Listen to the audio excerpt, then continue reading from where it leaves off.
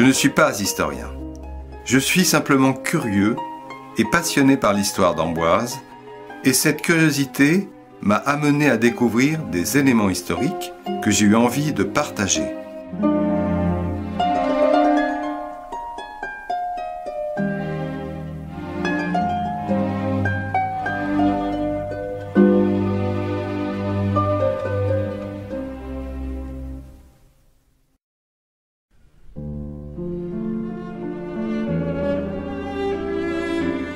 Pour de nombreux Amboisiens, cette place s'appelle toujours la place du Château, même si elle a perdu ce nom en janvier 1948.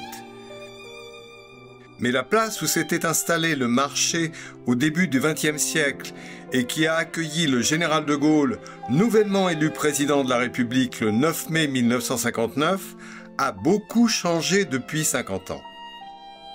En effet, dans les années 60, la place était beaucoup plus petite, puisque, à partir du bureau de tabac, commençait la rue Victor Hugo. Au pied du château, une volumineuse butte de terre ne laissait à cette rue Victor Hugo que quelques mètres de largeur. En 1969, le conseil municipal, sous la présidence de Michel Debré, maire de l'époque, décide d'entreprendre des travaux destinés à dégager les abords du château. Ces travaux sont évalués à 380 000 francs, soit 510 000 € aujourd'hui, dont 45% sont pris en charge par la Caisse des monuments historiques. La partie de la butte de terre s'étendant de la chapelle à la tour Heurtaud va disparaître. Par contre, au pied de la chapelle, une butte réduite subsiste toujours. La place va garder cet aspect pendant plus de 20 ans. En 1994, pendant le mandat de Bernard Debré, en tant que maire d'Amboise, la décision est prise de lui donner l'aspect qu'on lui connaît aujourd'hui. Le but est d'aménager les accès du château en supprimant définitivement la butte de terre pour libérer le pied de la chapelle et restituer à la rampe d'accès du château son tracé historique.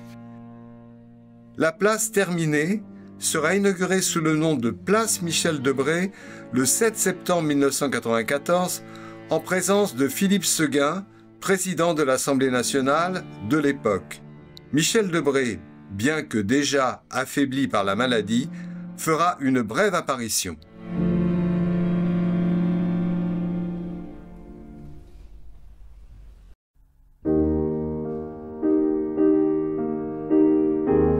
Au premier étage du musée d'art et d'histoire d'Amboise, appelé aussi Hôtel Morin, on peut admirer ce tableau de Justin Ouvrier, représentant la ville d'Amboise en 1847. Justin Ouvrier, né en 1806 à Paris, était un artiste peintre qui avait étudié à l'école des Beaux-Arts. Il a eu un certain succès sous la monarchie de Juillet en réalisant, comme ici, des œuvres du même genre que le tableau d'Amboise. L'intérêt de ce tableau réside dans la description d'Amboise il y a plus de 150 ans et il est intéressant de le détailler.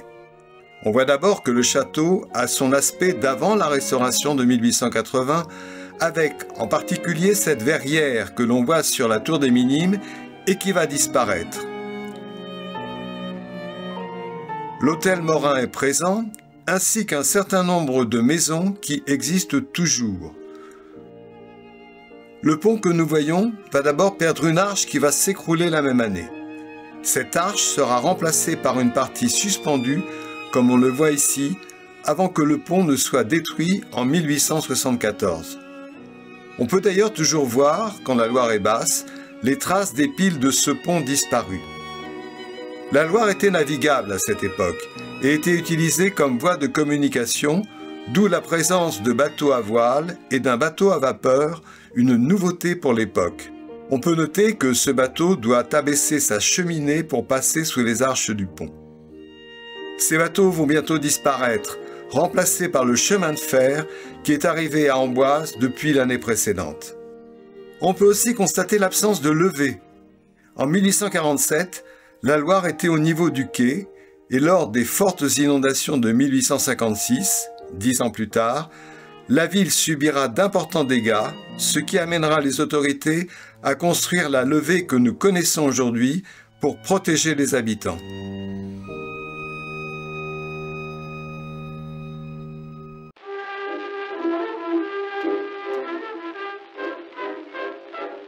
Le 23 janvier 1913, un incendie a détruit l'usine de chaussures Gounin à Amboise. Cette usine était située quai des Marais, à proximité de la rue Newton. À cette triste occasion, 2 cartes postales ont été éditées, représentant les pompiers au milieu des décombres de l'usine après l'incendie. Sur une des cartes postales, on peut voir la chapelle dans le fond, ce qui permet de mieux situer l'emplacement des locaux. Le lieutenant des pompiers en charge de l'incendie a réalisé un plan des lieux qui est encore plus instructif et qui permet, lorsqu'on le compare avec une photo satellite, de se rendre compte de l'endroit précis où se situait l'usine. Apparemment, l'entrée de l'usine existe toujours quai des Marais. Le lieutenant des pompiers indique dans son rapport que le feu a pris naissance à 17h15 dans un magasin où se trouvaient des matières inflammables à cause d'une ouvrière ayant commis l'imprudence d'entrer dans ce réduit avec une lumière. Dès qu'il a été prévenu, le lieutenant s'est rendu sur place. Le feu a été combattu par une trentaine de pompiers volontaires qui doivent figurer sur cette photo prise l'année suivante devant la caserne, si on peut appeler ainsi ce local situé quai des Marais, où l'on peut encore déchiffrer aujourd'hui l'inscription « sapeur-pompier ». Il y a eu quelques blessés et avec l'aide des pompes de Nazel et de Possé, à 20h30, le feu était circonscrit. L'usine Gounin employait 400 personnes qui se sont retrouvées au chômage et il n'y avait pas à l'époque de protection sociale. Un comité a alors été créé avec des contremaîtres de l'usine et 4 membres du conseil municipal.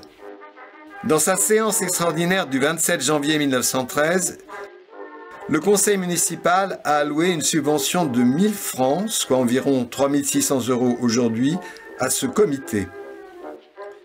L'usine des frères Gounin sera ensuite transférée à l'endroit qui est aujourd'hui le parking des tanneurs et où elle fonctionnera jusque dans les années 80. Émile Gounin, le plus jeune des frères dirigeant cette usine, sera maire d'Amboise pendant 33 ans jusqu'en 1953.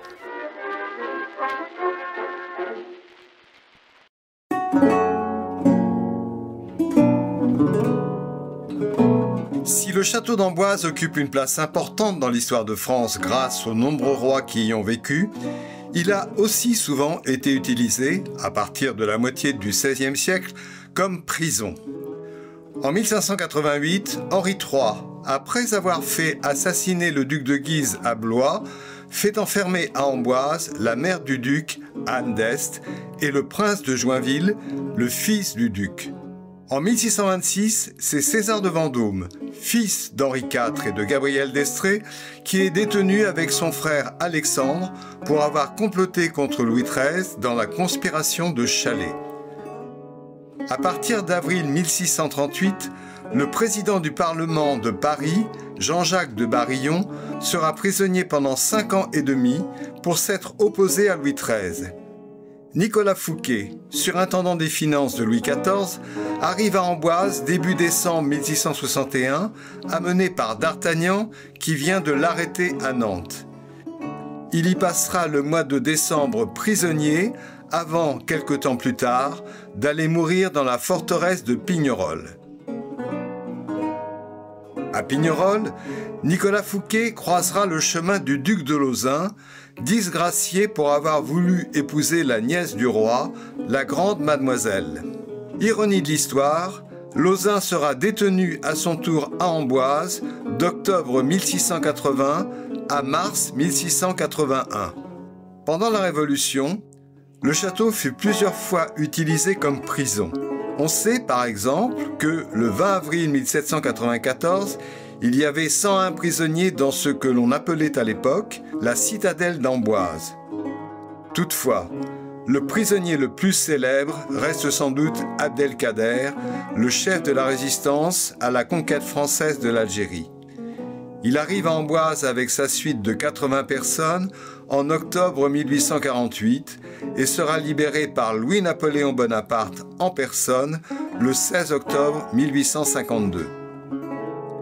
Mais l'endroit du château où des prisonniers ont le plus laissé de traces est la tour des Minimes.